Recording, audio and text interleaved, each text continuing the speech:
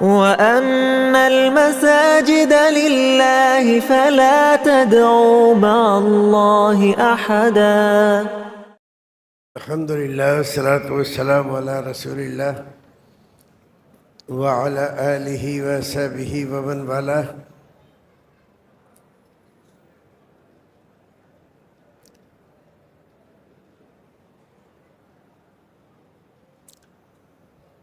رسول اکرم صلی اللہ علیہ وسلم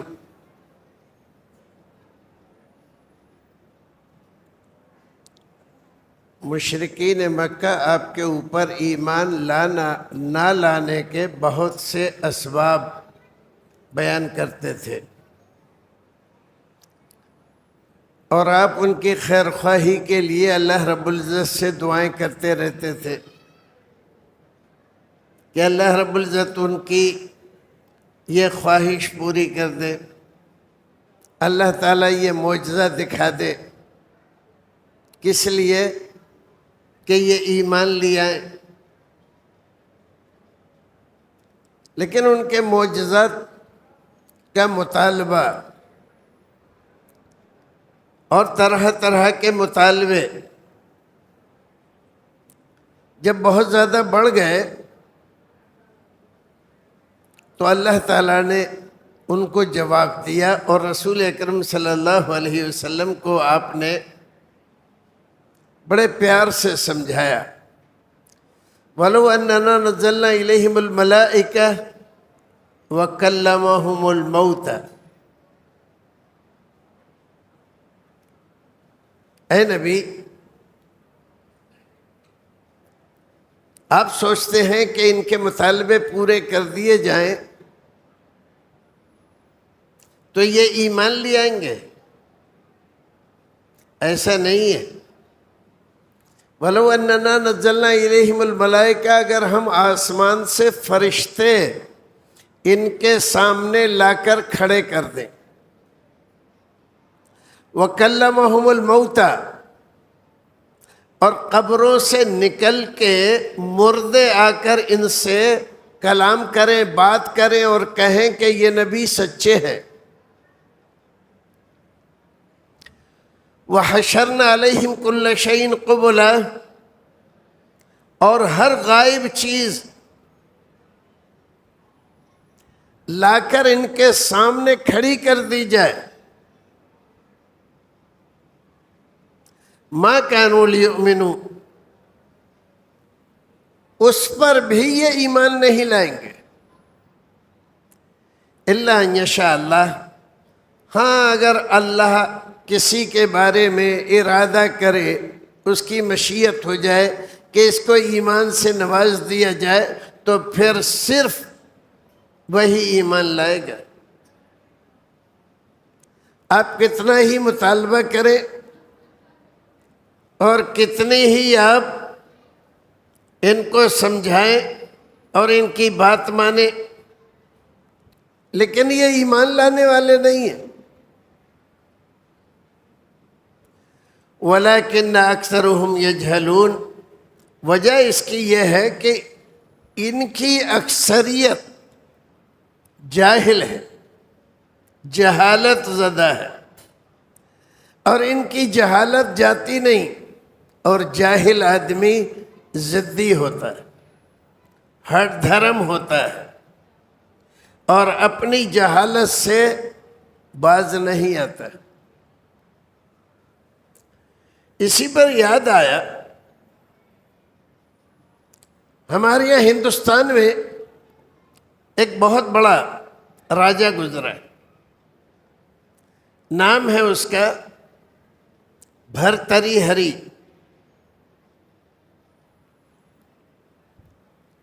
اس نے راج پاٹ چھوڑ دیا تھا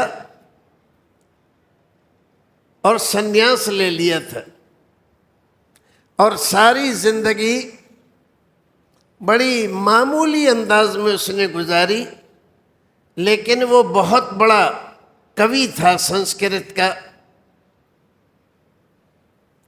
اس کے دوہے بہت مشہور ہیں۔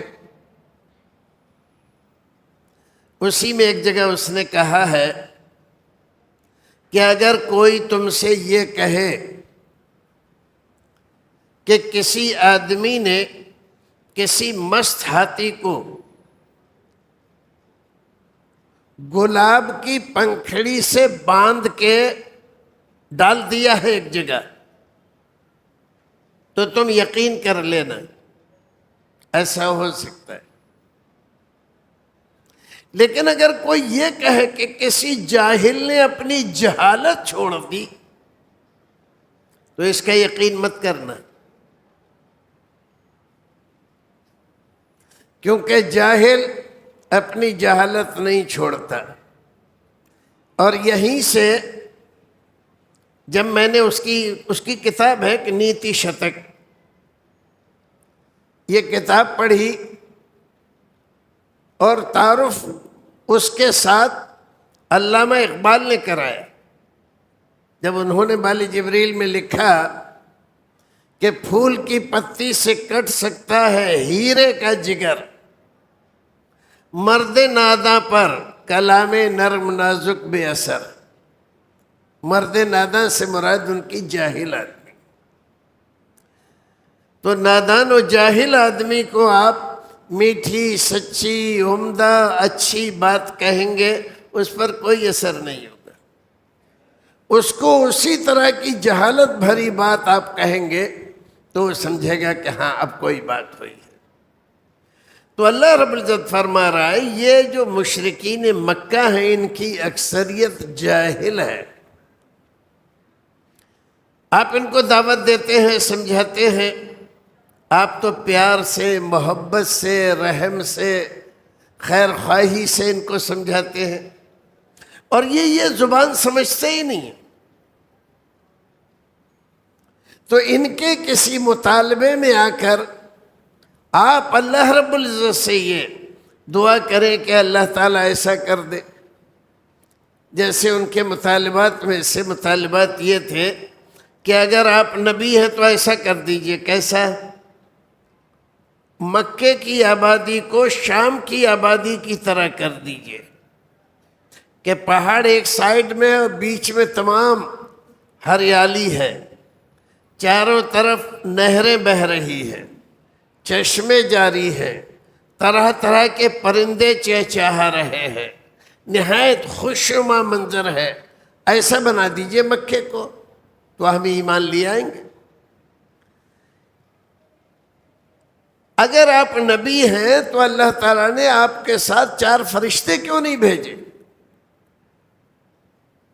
جو بتاتے کہ یہ اللہ کے نبی ہیں؟ آپ تو انسان ہیں، ہماری طرح سے یہیں پر مکے میں زندگی گزاری ہے آپ نے اب تک کی، اب آپ کہنے لگے میں نبی ہوں، ہم کیسے مان لیں آپ کو نبی ہیں؟ اب ان جہالتوں کا کیا علاج؟ تو اللہ رب العزت نے جواب دیا کہ اگر ہم فرشتے لا کر ان کے سامنے کھڑے کر دیں، قبروں سے ان کے سامنے مردے نکلیں اور نکل کے گواہی دیں کہ آپ سچے نبی و رسول ہیں، اور ہر وہ چیز جو انہوں نے نہیں دیکھی، غائب ہے، وہ لا کے ان کے سامنے پیش کر دیں، اور پھر ان سے کہیں کہ ایمان لے آؤ، پھر بھی ایمان نہیں لائیں گے، تو اللہ رب العزت ضد سے، ہر دھرمی سے، جہالت سے ہر ایک مسلمان کو محفوظ رکھے۔ آج دیکھیے وہ جاہل تو ہم نے نہیں دیکھے تھے، لیکن ہمارے زمانے کے جاہل ہیں، ان کو لاکھ سمجھائیے کہ ان قبروں میں جو لوگ سو رہے ہیں ان بیچاروں کو کچھ نہیں پتہ ہے کہ آپ کیا کر رہے ہو، ان کو علم نہیں ہے آپ کو تکلیف کیا ہے، یہ نہیں جانتے۔ آپ بتائیے ان کو، قرآن میں اللہ تعالیٰ نے کہا ہے اِنَّكَ لَا تُسْمِعُ الْمَوْتَى، جو لوگ مر گئے قبروں میں دفن ہیں ان کو آپ نہیں سنا سکتے، اس کے باوجود اگر مگر کرتے رہتے ہیں۔ ایک صاحب ہمارے یہاں اس وقت میں بنارس میں پڑھتا تھا، ماسٹر تھے وہ، ہمارے یہ ماسٹر کو مولوی کہتے ہیں۔ تو میں نماز پڑھ کے آ رہا تھا، مولوی صاحب راستے مل گئے، کہنے لگے آپ لوگ کہتے ہیں کہ بزرگان دین نہیں سنتے۔ ہم نے کہا بزرگان دین سے مطلب کیا جو لوگ انتقال کر گئے ہیں وہ؟ ہم نے کہا ہاں نہیں سنتے ہیں۔ کہا کہ کیسی غلط بات آپ لوگ کہتے ہیں؟ ہم کہ کیوں سنتے ہیں کیا؟ کہنے لگے ہاں، غزوہ بدر میں اللہ تعالیٰ نے مشرکین کو جو قتل ہو گئے تھے ایک کنویں میں ڈالا اور پھر اس کے کنارے کھڑے ہو کر کہا حل وجدتم ما فعل ربکم ما قال ربکم حقا انا وجدنا ما قال ربنا حقا، کیا تم نے اس چیز کو حق پایا جو اللہ نے تم سے کہا تھا، وعدہ کیا تھا؟ ہم نے تو اس کو حق پایا۔ تو میں نے کہا اس سے کیا ثابت ہوا؟ کہا اس سے ثابت ہوا کہ مردے سنتے ہیں۔ تو میں نے کہا یہ بتائیے کیا کافر سنتے ہیں یا مسلمان سنتے ہیں؟ تو تھوڑی دیر خاموش رہے، کہنے لگے کہ مسلمان سنتے۔ میں نے عام آدمی سنتے ہیں یا بزرگان دین سنتے ہیں؟ پھر خاموش ہوئے، پھر کہنے لگے نہیں بزرگان دین سنتے ہیں۔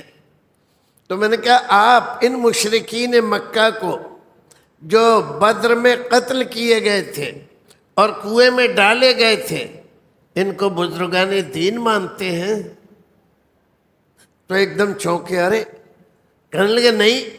تو میں نے کہا آپ ثبوت میں تو وہی پیش کر رہے ہیں، اگر یہ دلیل ہے تو اس سے یہ ثابت ہوتا ہے کہ جو کافر ہیں مشرک ہیں وہ سنتے ہیں، اس سے یہ ثابت نہیں ہوتا کہ مسلمان بزرگ سنتے ہیں۔ تو بات نہیں کی فوراً چل دیے، لیکن بات سے اپنی باز نہیں آئے۔ تو جاہل کو کتنا بھی آپ سمجھا دیجئے وہ باز نہیں آئے گا، کچھ نہ کچھ کہتا ضرور رہے گا۔ اب آگے اللہ رب العزت فرماتا ہے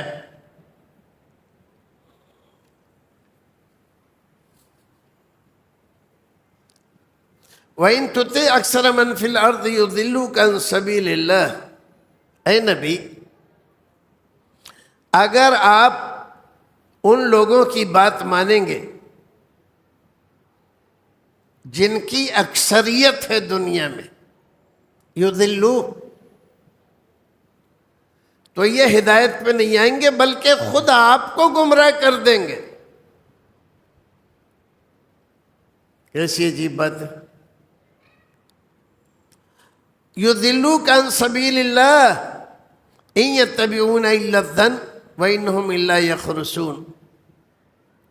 ان میں کی اکثریت کسی دلیل سے، برہان سے، کسی لاجک سے بات نہیں کرتی، یہ محض گمانوں کے پیچھے بھاگتے رہتے اور اٹکل پچو یہ اندازے لگاتے رہتے۔ اس لیے اکثریت کے پیچھے نہ جاؤ۔ آج ہمارے یہاں بھی بہت سارے ہمارے بھائی ہیں جو اکثریت کو دیکھ کر ان کے پیچھے لگنے کی کوشش کرتے ہیں اور یہ سمجھتے ہیں ارے بھئی اکثریت تو انہی لوگوں کی ہے، اور جب اکثریت ان لوگوں کی ہے یہی حق پر ہے۔ اکثریت کبھی حق پر نہیں ہوتی، بلکہ اقلیت حق پر ہوتی ہے۔ آپ تمام نبیوں کے واقعات پڑھ لیجئے، ان کے زمانے میں جن لوگوں نے ان کو ستایا، تکلیفیں دی، ان کی بات نہیں مانی، ان کی تکذیب کی، یہ کون لوگ تھے؟ اکثریت میں تھے، اور اکثریت میں تھے تو گمراہ تھے۔ آج بھی دیکھ لیجئے آپ، سارے کافروں کے مقابلے میں مسلمانوں کی تعداد تھوڑی سی، اور مسلمانوں میں بھی اہل حق کی تعداد تھوڑی سی۔ تو کبھی بھی اکثریت اور اقلیت کی بنیاد پر حق و ناحق کے فیصلے نہیں کرنا چاہیے۔ یہ آیت کریمہ ہمیں یہی بتاتی، یہی سبق دیتی۔ اکثریت کے پیچھے جانے والے اکثر گمراہ ہو جاتے ہیں، اور اللہ رب العزت نے فرمایا کم من فئۃ قلیلۃ غلبت فئۃ کثیرۃ باذن اللہ، کتنے چھوٹے گروہ ہیں، فئۃ قلیلۃ غلبت فئۃ کثیرۃ، بڑے بڑے گروہوں پر غالب ہوتے ہیں باذن اللہ، جب اللہ چاہتا ہے۔ تو چھوٹے گروہ کو اللہ رب العزت بڑے گروہ پر فاتح بنا دیتا ہے۔ مکے والے ہزاروں کی تعداد میں تھے، اور رسول اکرم خالی 313 کی تعداد میں بدر میں پہنچے تھے، اور جو 1000 لوگ جو تھے ان کے پاس تیر، تلوار، زرہ،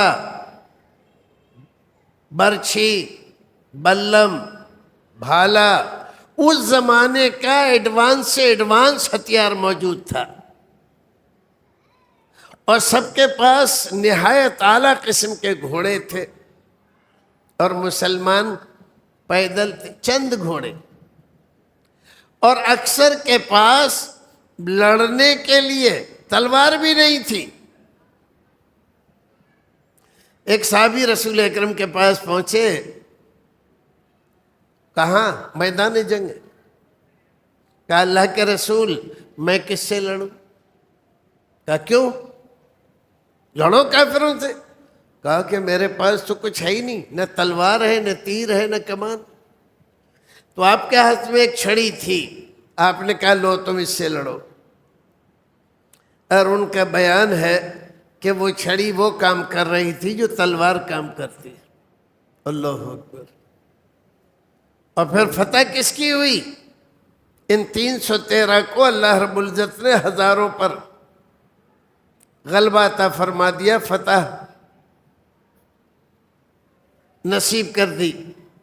تو کبھی بھی اکثریت کی بنیاد پر، جیسے آج ہندوستان کا جو ماحول ہے، اکثریت یہ چاہتی ہے کہ اقلیتوں کو اپنے اندر ضم کر لے، اور کوئی دین، کوئی مذہب، نہ مسلمان، نہ عیسائی، نہ جینی، نہ بودھ، کوئی باقی نہ رہے۔ یہ اس کی تمنا ہے۔ ایسے ہی احکام بتا رہے ہیں، ایسی بل پاس کر رہے ہیں، پولیس کو ایسی ہدایات ہیں۔ کوئی آدمی جھوٹا کیس آپ کے خلاف جا کے تھانے میں رپورٹ لکھا دے، پولیس فوراً آ جائے گی آپ کو پکڑنے کے لیے، اور آپ کہیں کہ فلاں بن فلاں نے قتل کیا ہے میرے بچے کو، میرے پڑوسی کو، میرے بھائی کو، تو 100 بہانے بنائیں گے۔ تو نے دیکھا ہے؟ تجھے کیسے پتہ چلا؟ تو بھی شریک تھا کیا؟ اور اسی کو تھانے میں پکڑ کے بٹھا لیں گے، اسی کو مجرم بنا دیں گے، اور اس کے پاس نہیں جائیں گے۔ یہ سب کیا ہے؟ یہ اقلیت کو اکثریت میں ضم کرنے کے لیے ہمیشہ اکثریتیں کوشش کرتی رہتی ہے۔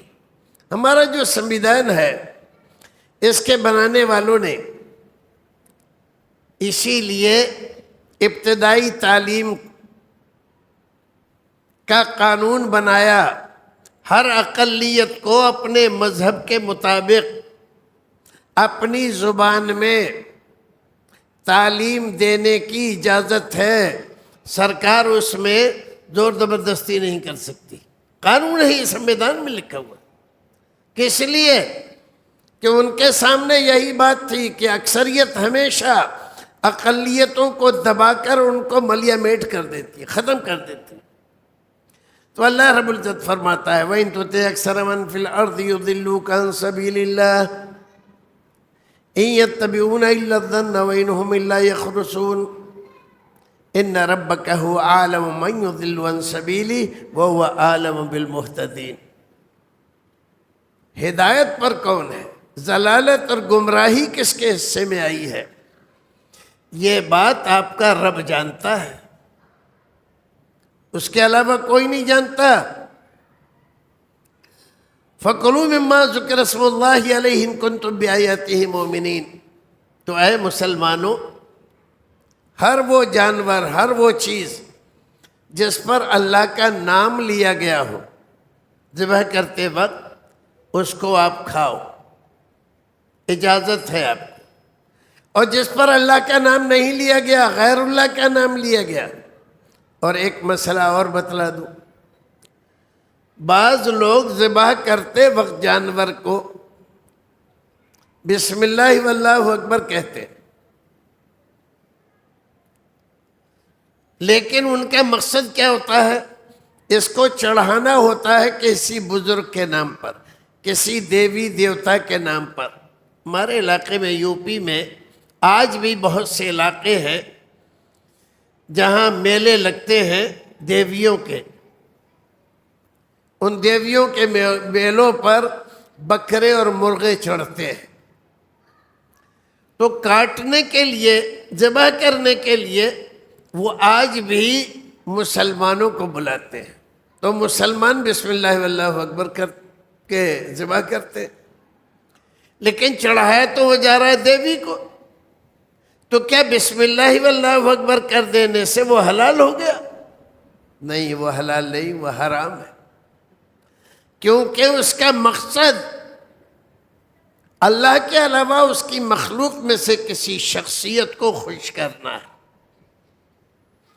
اسی لیے 11ویں اور 12ویں مرغا ہو یا بکرا، جو کچھ بھی پالا گیا ہے کہ یہ غوث پاک کا بکرا ہے، اس نام سے، اور ذبح کرتے وقت بسم اللہ واللہ اکبر کہا گیا، تو وہ ویسے ہی حرام ہے جیسے دیوی کے نام پر ذبح کیا گیا، اس کے حرام ہونے میں کوئی شک نہیں ہے۔ ایک اور بات اللہ رب العزت فرماتا ہے، فَمَنْ يُرِدِ اللَّهُ أَنْ يَهْدِيَهُ يَشْرَحْ صَدْرَهُ لِلْإِسْلَامِ وَمَنْ يُرِدْ أَنْ يُضِلَّهُ يَجْعَلْ صَدْرَهُ ضَيِّقًا حَرَجًا كَأَنَّمَا يَصَّعَّدُ فِي السَّمَاءِ كَذَلِكَ يَجْعَلُ اللَّهُ الرِّجْسَ عَلَى الَّذِينَ لَا يُؤْمِنُونَ۔ کیسی عجیب بات فرمائی ہے، آپ اندازہ لگائیں۔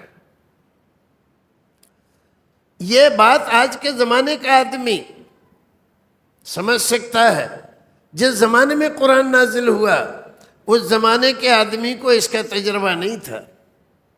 اللہ تعالیٰ فرماتا ہے، اللہ تعالیٰ جس کو چاہتا ہے اس کا دل اسلام کے لیے کھول دیتا ہے، یشرح صدرہ للاسلام، ومن یرد ان یضلہ، اور اللہ رب العزت جس کو گمراہ کرنا چاہتا ہے،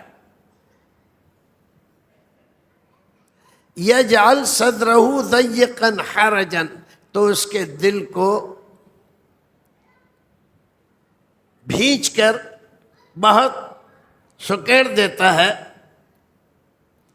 حرجن ایسا کر دیتا ہے کانما یصعد فی السماء، جیسے کہ وہ آسمان میں چڑھ رہا ہے۔ دیکھیے، اس زمانے تک ہوائی جہاز تو ایجاد ہوا نہیں تھا، نہ کوئی آدمی فضا میں گیا تھا، لیکن قرآن بیان کر رہا ہے، بیان یہ کر رہا ہے کہ کوئی آدمی اگر آسمان میں چڑھے تو اس کا دل پھیلتا نہیں ہے بلکہ سکڑتا ہے۔ آج جو لوگ، جن لوگوں نے ہوائی جہاز کا سفر کیا ہے، وہ اس بات کو اگر محسوس کریں یا محسوس کیا ہوگا کہ جب ہوائی جہاز اڑتا ہے تو آدمی کا دل بھیچنے لگتا ہے، بیٹھنے لگتا ہے۔ اور یہ بات اس زمانے میں رسول اکرم کو کس نے بتائی؟ ظاہر ہے کہ یہ بات اللہ ہی بتا سکتا ہے، اور کوئی ذریعہ نہیں تھا ان کے پاس اس بات کو بتانے کا کہ اگر کوئی آدمی زمین سے اڑ کر آسمان کی طرف جائے تو اس کے دل کی حالت کیا ہوگی، لیکن یہ بات قرآن بیان کر رہا ہے۔ تو کہہ رہا ہے کأنما یصعد فی السماء کذالک یجعل اللہ الرجس علی الذین لا یؤمنون، ایسے ہی اللہ رب العزت گندگی کو بے ایمانوں کے اوپر مسلط کر دیتا ہے۔ یہ بے ایمان کبھی بھی صحیح بات کو سمجھ نہیں پاتے اور ہمیشہ غلاظت اور گندگی میں پھنسے رہتے ہیں۔ ایک اور بات دیکھیے،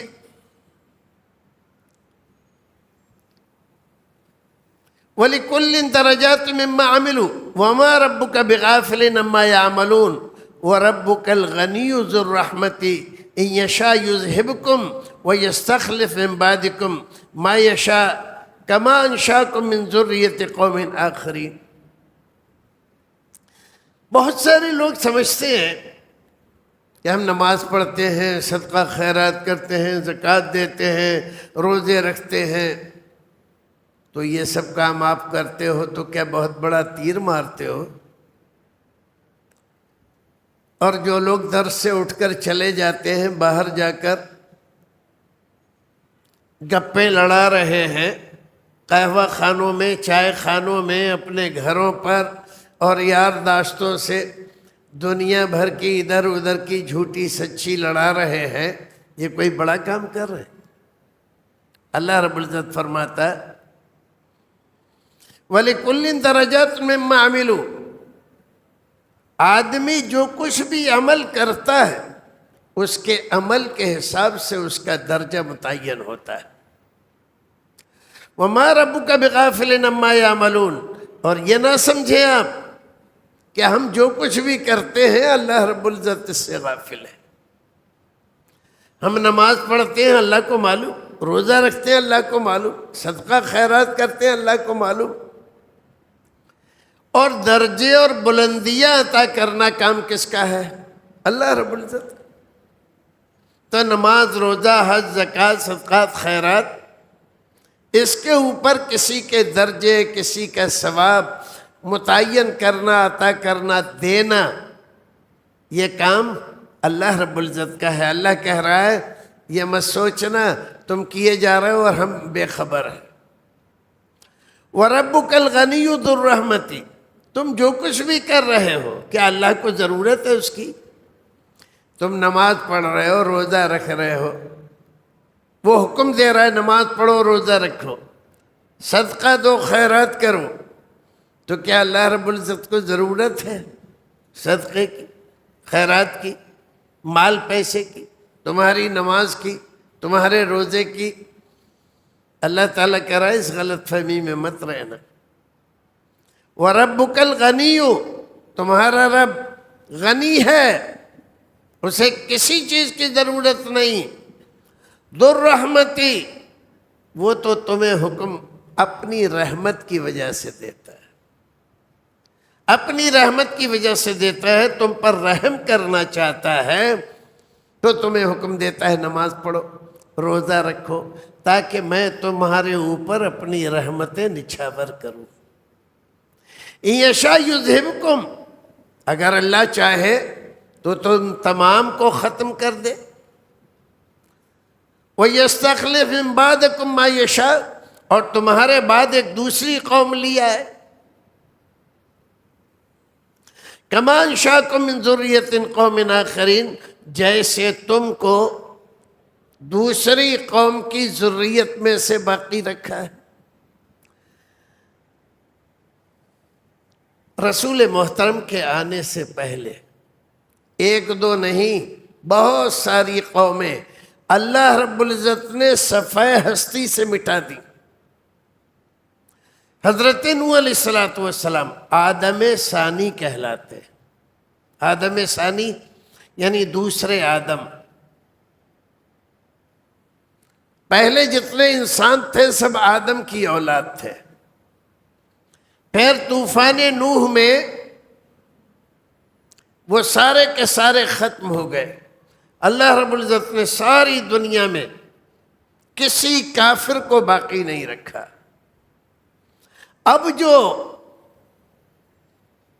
اولاد ہے، جو انسان ہے، یہ حضرت آدم علیہ السلام اور ان کے ساتھیوں کی اولاد ہے۔ پہلے کے لوگوں کو ختم کر دیا اس نے۔ وَيَسْتَخْلِفْ مِنْ بَعْدِكُمْ مَا يَشَاءُ كَمَا أَنْشَأَكُمْ مِنْ ذُرِّيَّةٍ قَوْمٍ آخَرِينَ، جیسے دوسری قوم کی ذریت میں سے ہم نے ان کو ختم کیا اور تمہیں باقی رکھا ہے۔ إِنَّمَا تُوعَدُونَ لَآتٍ، تم لوگ یہ سمجھتے ہو کہ اللہ تعالیٰ جو کہتا ہے عذاب آئے گا، جہنم آئے گی، فرشتے پکڑیں گے، طوق ڈالیں گے، گردنوں میں ان کے کڑے ڈالے جائیں گے، جہنم میں کھینچ کے لایا جائے گا، یہ ایسی ہی باتیں خالی ڈرانے کے لیے؟ نہیں نہیں، یقین رکھو، انما توعدون لآت، جس بات کا وعدہ نبی نے کیا، ہمارا قرآن کر رہا ہے، یہ البتہ ہو کر رہے گا۔ وما انتم بمعجزین، اور تم اللہ رب العزت کو عاجز نہیں کر سکتے۔ سارے انسان مل جائیں۔ ایک حدیث یاد آئی، رسول اکرم صلی اللہ علیہ وسلم نے فرمایا، اگر ساری دنیا کے انسان ایک نہایت متقی، پرہیزگار، صالح انسان کی طرح سے ہو جائیں، اللہ رب العزت کی ذرہ برابر نافرمانی نہ کریں، گناہ نہ کریں، اور سب اللہ رب العزت کی عبادت میں لگے رہے ہر وقت، تو کیا اللہ رب العزت کی حکومت میں اس سے کوئی اضافہ ہو جائے گا؟ اس کی خلاقیت، اس کی ملکیت، اس کی ملوکیت، اس میں کچھ اضافہ ہو جائے گا؟ اس کی طاقت کچھ بڑھ جائے گی؟ فرمائے نہیں۔ اور اگر سارے انسان، بلکہ حدیث میں صرف انسانوں کو ہی نہیں کہا گیا، جنوں کو بھی کہا گیا، سارے جن، سارے انسان، علی قلب رجل فاجر، ایک فاسق فاجر انسان کی طرح سے ہو جائے، سارے جن اور سارے انسان ہر وقت اللہ کی نافرمانی پہ لگے رہے، ایک کام بھی اس کی فرما برداری کا نہ کریں، ما نقص من ملکہ شیئا، تو اس کے ملک میں، اس کے اختیار میں، اس کی بادشاہت میں ذرہ برابر کمی نہیں ہوگی۔ شیطان کبھی کبھی انسان کو مغرور کر دیتا ہے عبادتوں میں پھنسا کر، اور کبھی گناہوں میں پھنسا کر طرح طرح کے وسوسے اس کے دماغ میں ڈالتا ہے۔ میاں اگر اللہ رب العزت ہم سے ناراض ہوتا تو ہماری تجارت میں دن دگنی رات چوگنی ترقی ہوتی کیا؟ حالانکہ تم دیکھ رہے ہو ہم نماز نہیں پڑھتے، روزہ نہیں رکھتے، اور شراب بھی پیتے ہیں، جوا بھی کھیلتے ہیں، ہر وہ کام کرتے ہیں جس کو من چاہتا ہے، اس کے باوجود ہماری تجارت بڑھ رہی ہے، ہمارا کاروبار بڑھ رہا ہے، کوٹھی پہ کوٹھی بنائے چلے جا رہے ہیں، کمپنی پہ کمپنی کھولے چلے جا رہے ہیں، تو اللہ کو پسند ہے تبھی تو شیطان کا دھوکہ ہے۔ اللہ رب العزت بعض لوگوں کو دے کر آزماتا ہے اور بعض لوگوں کو لے کر آزماتا ہے۔ اچھا خاصا کام چل رہا تھا، کاروبار چل رہا تھا، اور اللہ رب العزت نے امتحان میں مبتلا کر دیا آدمی کو، ہر دن کمی ہوتی جا رہی ہے، ہوتے ہوتے یہاں تک کہ صرف بدن پہ کپڑے رہ جاتے۔ اللہ دیکھنا چاہتا ہے، جیسے میں نے اس کو دیا، یہ صبر و شکر کر رہا تھا، نماز روزہ کر رہا تھا، اب ذرا دیکھوں اس کو، اگر میں اس سے یہ سب کچھ چھین لوں تو یہ صبر و شکر کی زندگی گزارے گا، نماز روزہ کرے گا یا نہیں کرے گا؟ تو اللہ رب العزت کی آزمائشیں عجیب ہے، کبھی دے کر آزماتا ہے، کبھی لے کر آزماتا ہے۔ ہم ہی کو نہیں، ہم تو عام آدمی ہیں نا، ہم ہی کو نہیں، بڑے بڑے نبیوں کو۔ وَإِذِ ابْتَلَىٰ إِبْرَاهِيمَ رَبُّهُ بِكَلِمَاتٍ فَأَتَمَّهُنَّ۔ 80 سال تک حضرت ابراہیم نے بیٹے کے لیے دعا مانگی، اور پھر دیا بڑھاپے کا سہارا۔ اب ساتھ چلنے لگا تو حکم ہوا، کیا حکم ہوا؟ کہ اس بیٹے کو ہمارے نام پر قربان کر دو۔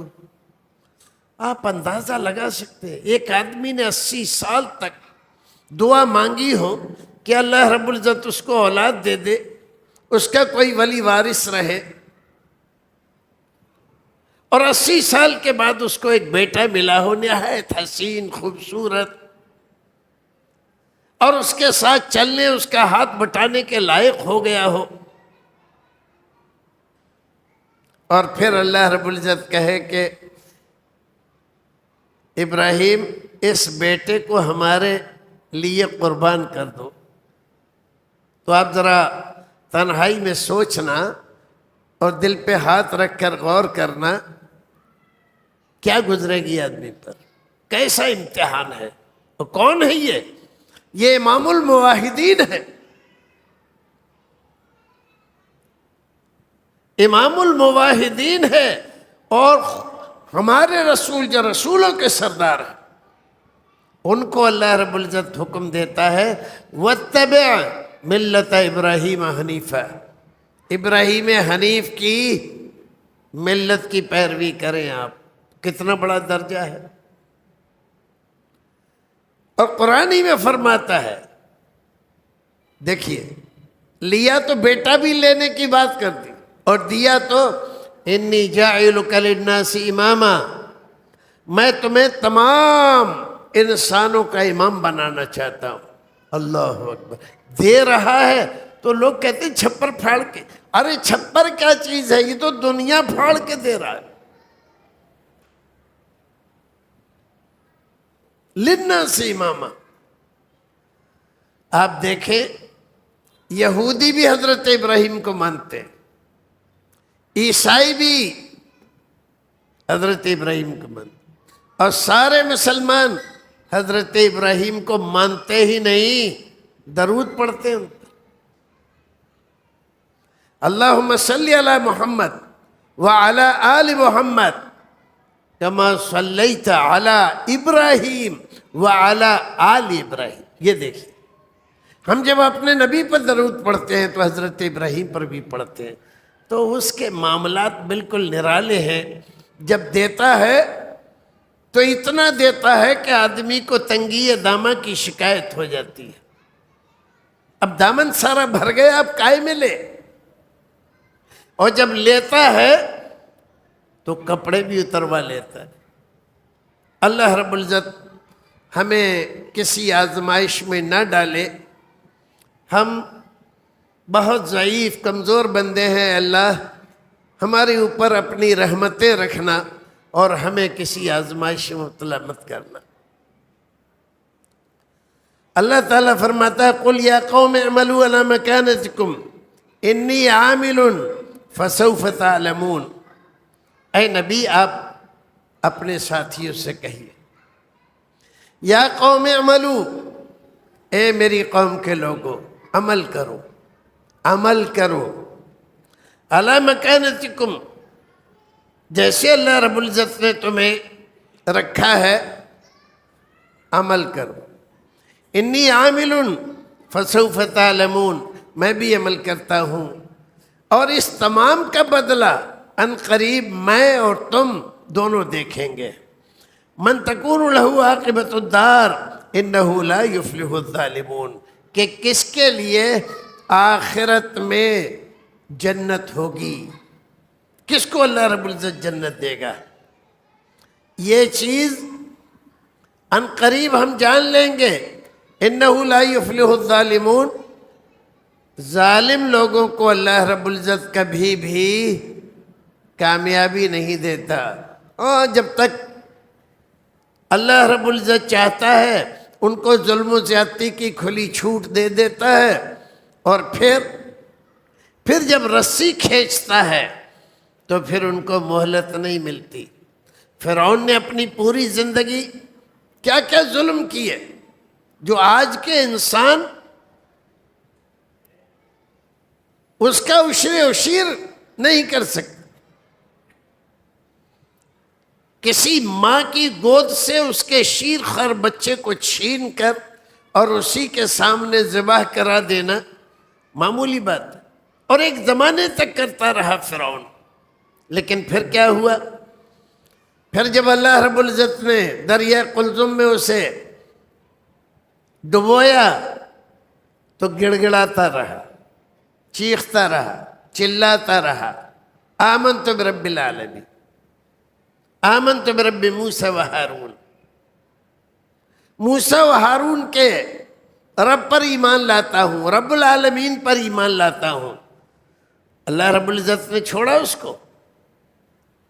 اسی بارے میں ایک حدیث آتی ہے، حضرت جبریل علیہ السلام اللہ کے رسول کو بتاتے ہیں، اللہ کے رسول جب فرعون یہ کہہ رہا تھا آمنت برب موسیٰ و ہارون، تو میرے دل میں خدشہ پیدا ہوا، کہیں اللہ رب العزت اس ظالم کی توبہ قبول نہ کر لے۔ تو میں نے دریا میں ہاتھ ڈالا اور وہاں سے مٹی اور کیچڑ نکالی اور اس کے منہ میں بھر دی، تاکہ یہ اب دوبارہ لفظ نہ کہہ سکے۔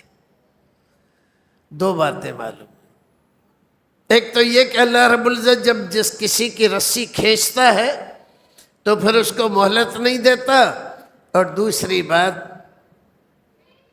اللہ رب العزت کی رحمتوں کا کوئی کنارہ نہیں ہے۔ جبریل جانتے ہیں کہ ایسے وقت میں بھی اللہ رب العزت اس کی توبہ قبول کر سکتا ہے، اس ڈر سے کہ اس ظالم کو اس کی سزا ملے اور اس کی توبہ قبول ہو کر اس کے گناہ معاف ہو جائیں، نہیں ہونا چاہیے، اس کے منہ میں مٹی بھر دیتے۔ اللہ اکبر۔ تو اللہ رب العزت سے ڈرو، اور کبھی بھی تمنا آرزو اس کے امتحان و آزمائش میں پھنسنے کی نہ کرو، ہمیشہ یہ دعا کرو، ربنا آتنا فی الدنیا حسنہ وفی الآخرۃ حسنہ وقنا عذاب النار۔ دعا کرو کہ اللہ ہم تیرے چھوٹے بندے، کمزور بندے، ضعیف بندے ہیں، تیری آزمائشوں اور امتحانوں میں پورے نہیں اتر سکتے، اے اللہ ہمارے اوپر اپنے کرم کی اور رحم کی درشٹی رکھنا، اور ہمیں بچانا کسی بھی بڑی آزمائش میں۔ سبحان ربک رب العزت عما یصفون وسلام علی المرسلین والحمد للہ رب العالمین۔